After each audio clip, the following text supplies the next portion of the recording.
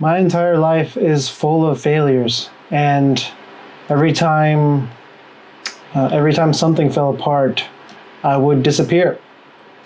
I would work on myself. I would practice and practice so hard. Um, and I told myself that was good for me. The more I practiced, the more I would get better, and the better I could show up. But the problem is, I never showed up. Um, I can think of a few times in my life where this has happened. Um, and coincidentally, they all relate to building up this YouTube dream that I've sculpted my entire life for.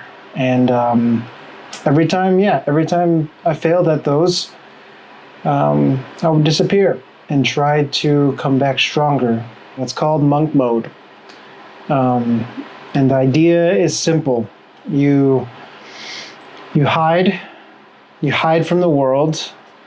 You work on yourself so hard in private to prove to yourself that when you finally come back, you it's undeniable that success it's it's undeniable that you will be successful. And the guy who's most popular talking about this is Chris Williamson, and he's done it for years. He's practiced it for years. He's talking about it for years, and it spawns real results. Like, it is actually productive. He wrote the piece called "The Dark Side of Monk Mode," and essentially his warning is, it's good for you, but it makes isolation feel good, feel noble for a little bit, and in some instances it is necessary. But it could feel so good and so noble that that you can get stuck. You can get stuck there and never come out. And he's right. But here's what I found that he doesn't quite say in detail, because the danger isn't that you get stuck in monk mode, but you lose the reason why you went in for the first place. You kind of essentially lose your identity, and coming out of it is a whole new identity. So you get stuck there, you create a new identity for yourself. Now your identity is isolation, and coming out of it becomes 2-3 times as hard as why you went in for the first place. So the 3 times in my life where I'm like, I've hid away from the world and tried to build something. The first was motorcycles. I was a motor vlogger.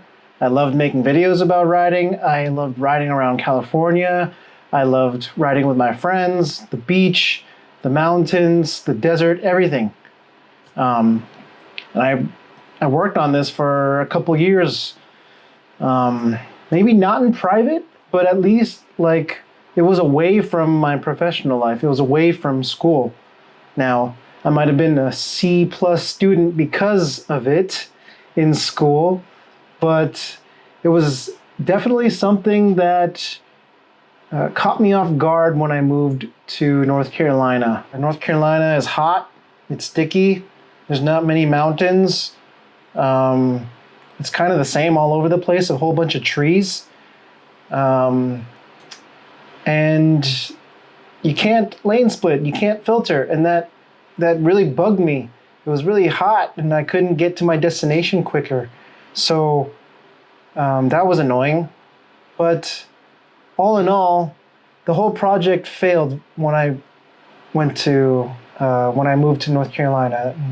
Not only that, all my friends are gone, all my support system. Now, the second YouTube channel was my camping channel, and this was another awesome passion project, which actually allowed me to dive into solitude more than ever. I mean, obviously, I was older in my life. I was about 27 versus when I started the motorcycle channel, I was about 23, 22. So definitely a little bit more mature. So the solitude actually, the reflection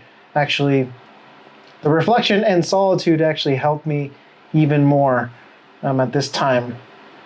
But camping was awesome. Making videos was awesome. My editing got better. My post-production got better. My everything. It was a great time in my life. And then that failed because I ran out of bandwidth. I was pretty consistent for about 8 months straight, posting one video every 2 weeks. However, it was just way too much work to sustain over a longer period of time. And just looking back on it, burnout was real. And I was super sad afterwards because I knew it was right to stop making the videos, but I was super sad regardless because I lost my identity once again, and there was nothing to fall back on. There was nothing to catch me in my failure. And if that reason why was just spelt out in the very beginning, either I remembered what monk mode actually was, or if I knew what it was at the time, then it might have helped me a little bit, and it might have helped me make a couple more videos. But to be honest, the burnout was it was going to happen regardless. It was inevitable. But then the biggest identity shift as of recent was the big move from Florida, from North Carolina to Florida. And this was the biggest challenge. I mean, it was very close proximity to after my burnout with the camping videos. And then I realized, oh shoot, we're moving to Florida. I'm even in more of a wreck. I'm even in more of a deep hole that brought me even deeper into my fear, my loneliness, my lost identity, essentially. And the true issue with this all is there was no foundation, you know. So 3 things I was practicing, three times I failed and it fell through, and every single time there was nothing to catch me. Now, that's not monk mode, really. Just looking back on it, that's just a really noble and organized way of hiding the problem of no foundation. Hiding the problem that I didn't have a foundation. But then, of course, everything to save me from it all is coming back into the faith in Florida. And without that, I don't think we'd be here doing the thing once again, working on myself once again. I am in monk mode right now. Everything I'm doing here on this YouTube channel is monk mode, but now I actually have a foundation. Like, God wasn't never the next best thing. He was never the new project. He was the foundation of it all that would have helped me in project 1, 2, or 3. And now we're in this one. It's just something that speaks to me. Like, I don't have a deadline for coming out of monk mode, but I probably should, because Chris does say that. You need to force yourself out of it somehow. And that kind of makes sense because if not, then we're just practicing for the sake of practicing and getting better, but there's no point in doing that other than to practice even more. So you have to figure out how to get out of it. You have to figure out how to challenge yourself in the next thing that you were practicing for. For me, I didn't set a timer, and I'm still probably in monk mode. But something was holding me the entire time, and that something is God. That's what called me out. That's who called me out, and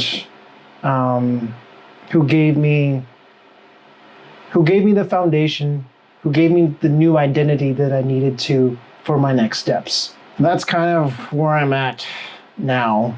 Is I don't see my 33 years as a waste, even though that was my gut feeling, because wow, look at me doing all these crazy projects. I'm hopping project to project and not getting anything done because I'm failing and nothing's working. But essentially those weren't wasted years. They were my foundational years. And even with this identity in Christ, I do still struggle. I will still struggle with structure, with talking, with my videos, with my side projects, with everything. I'm not perfect. Nothing's perfect.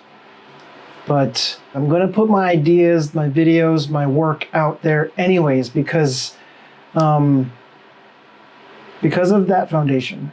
Because the difference between me before, without having this identity in Christ, and now isn't that I just got better at preaching or being in public or whatever, or that I'm 33, but it's